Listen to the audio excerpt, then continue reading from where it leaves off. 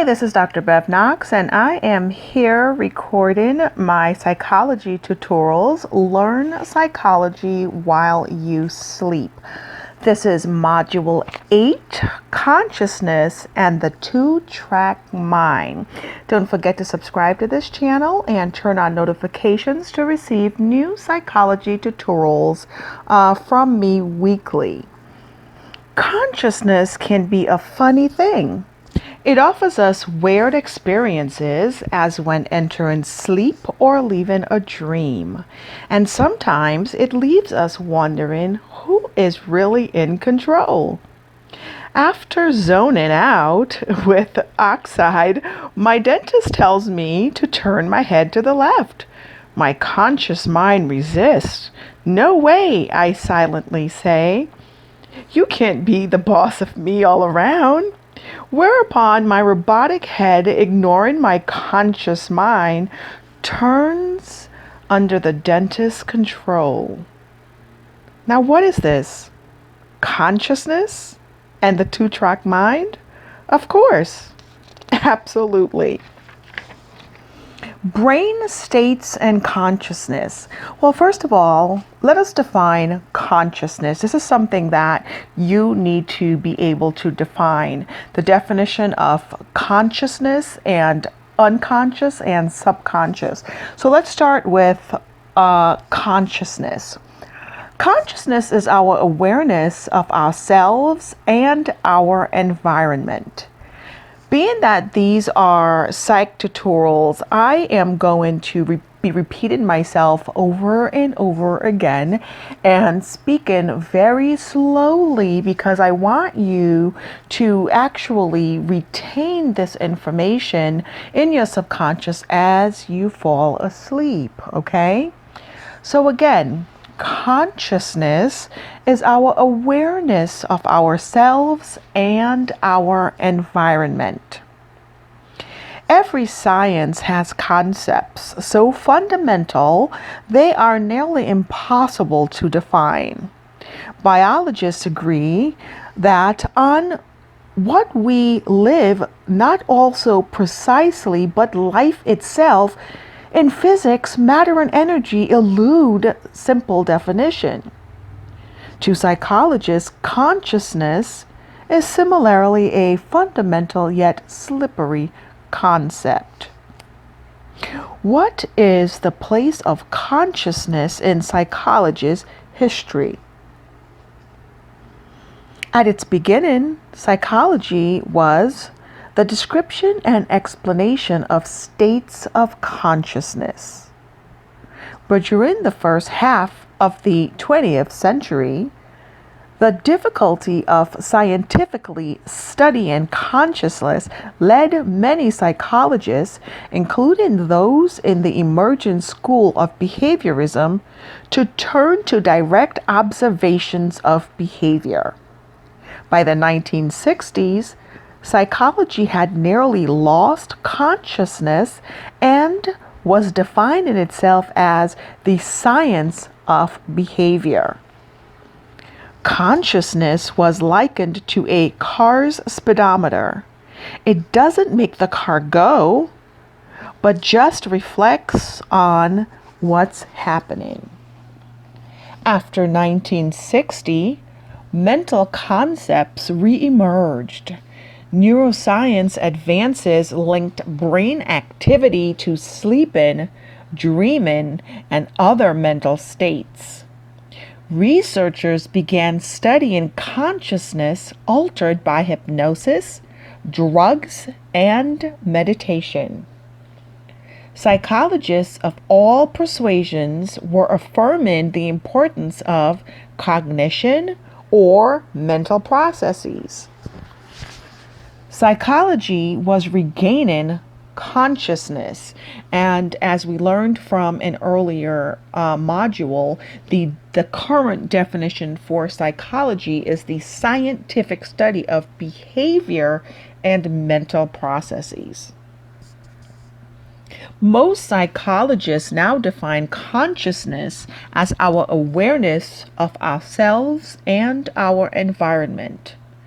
This awareness allows us to assemble information from many sources as we reflect on our past and plan for our future. And it focuses our attention when we learn a complex concept or behavior. When learning to drive, we focus on the car and the traffic. With practice, driving becomes semi-automatic, freeing us from our focus, our attention on other things. Over time, we flit between different states of consciousness, including normal walk-in awareness and various altered states. Today's science explores the biology of consciousness. Evolutionary psychologists presume that consciousness offers a reproductive advantage. Consciousness helps us cope with novel situations and act in our long-term interests rather than merely seeking short-term pleasure and avoiding pain. Consciousness also promotes our survival by anticipating how we seem to others and helping us read their minds. He looks really angry. I'd better run. That's an example of helping us read others' minds. Such explanations still leave us with the hard problem. How do brain cells differ from one another, and how do they create our awareness of the taste of a taco, the idea of infinity, the feeling of fright? The question of how consciousness arises from the material brain is, for many scientists, one of life's deepest mysteries. The biology of consciousness. What is the dual processing being revealed by today's cognitive neuroscience? Scientists assume, in the words of neuroscience Marvin Minsky, that the mind is what the brain does. We just don't know how it does it. Even with all the world's technology, we still don't have a clue to many of conscious robots. Yet today's creative neuroscience, the interdisciplinary study of the brain activity linked with our mental processes, is relating specific brain states to conscious experiences. A stunning demonstration of consciousness appeared in brain scans of a 23-year-old woman, a patient, who had been in a car accident and showed no outward signs of conscious awareness. When researchers asked her to imagine playing tennis, different scans revealed activity in a brain area that normally controls arm and leg movements. Even in a motionless body, the researchers concluded the brain and the mind may still be active. Many cognitive neuroscience are exploring and mapping the conscious functions of the cortex. Based on your cortex activation patterns, they can now, in limited ways, read your mind. They could, for example, tell which of 10 similar objects you were viewing. Some neuroscientists believe that conscious experience arises from different activity across the brain. If it stimulates activities enough, brain-wide coordinated neural activity with strong signals in one brain area triggering activity elsewhere, it crosses a threshold of consciousness. A weaker stimulus, perhaps a word flashed too briefly to consciously perceive, may trigger localized visual cortex activity that quickly fades. A stronger stimulus may engage other brain areas, such as those involved with language, attention, and memory. Such activity detected by brain scans is a telltale sign of conscious awareness. How the synchronized activity produces awareness, how matter makes mind, still remains a mystery. Okay, here are some definitions that I think it's very important that you learn. We go back to the definition of consciousness. Consciousness is our awareness of ourselves and our environment. Dual processing. The principle that information is often simultaneously processed on separate conscious and unconscious tracks. Dual processing. I'm going to repeat these definitions 2 or 3 times because I want you again to retain this information in your long-term memory. Dual processing. The principle that information is often simultaneously processed on separate conscious and unconscious tracks. Dual processing. Blind sight. A condition in which a person can respond to or visually stimulus without consciously experiencing it. Blind sight. A condition in which a person can respond to a visual stimulus without consciously experiencing it. Blind sight. Let's move on to selective attention. What does selective attention direct our perceptions? How does it do so?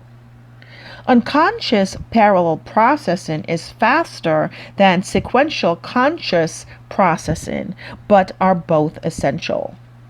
Parallel processing enables your mind to take a routine route of business. So parallel processing, in other words, is the processing of many aspects of a problem simultaneously, the brain's natural mode for information processing for many functions. Parallel processing. But what is selective attention? It is the focusing of conscious awareness on a particular stimulus. Selective attention. The focusing of conscious awareness on a particular stimulus. Inattentional blindness is failing to see visual objects when our attention is directed elsewhere.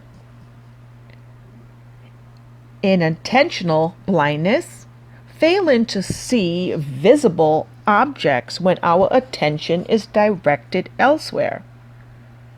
So again, selective attention is the focusing of conscious awareness on a particular stimulus. Though selective attention, which is your awareness, focuses like a flashlight beam on a minute aspect of all that you experience. Remember that, selective attention.